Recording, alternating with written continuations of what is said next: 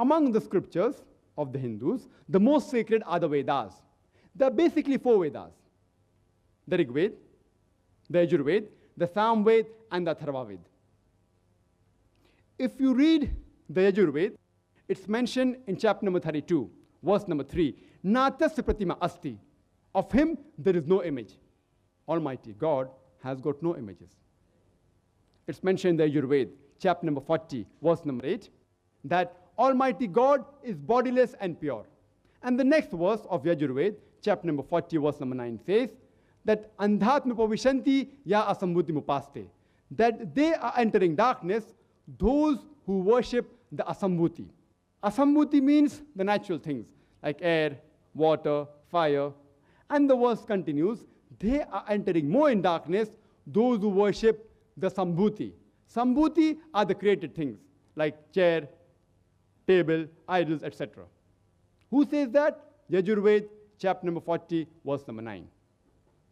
Further, if you read, it's mentioned in the Atharva, chapter number 20, hymn number 58, verse number 3. Dev Mahaosi, verily great is Almighty God. Amongst the Vedas, the most sacred is the Rig Veda. It's mentioned in Rig Veda, book number 1, hymn number 164, verse number 46, that sages and saintly people call Almighty God by various names. And if you read Rig Veda, book number 2, hymn number 1, there are various attributes given to Almighty God. One amongst them, it's mentioned in Rig Veda, book number 2, hymn number 1, verse number 3, Brahma.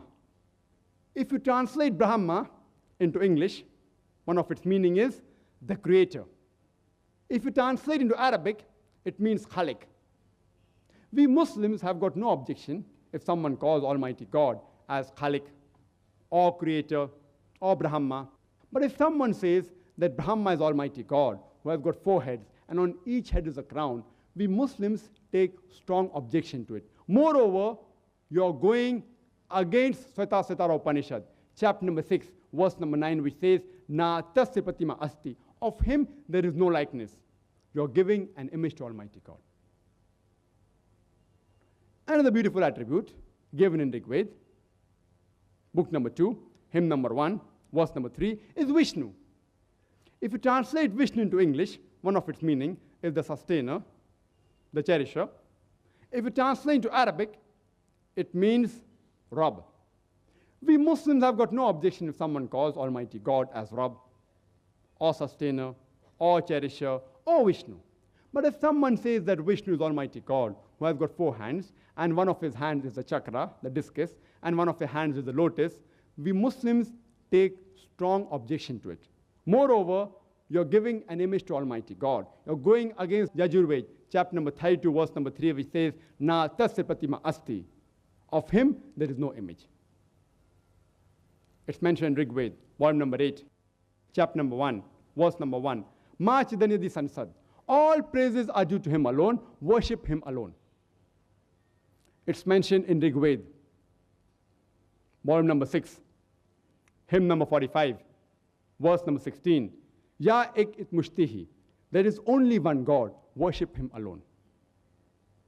And the Brahma Sutra, the fundamental creed of Hinduism, is Ekam Braham Dustya Naste.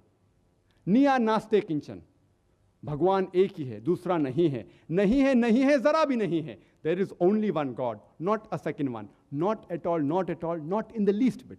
So if you read the Hindu scriptures, you should understand the concept of God in Hinduism.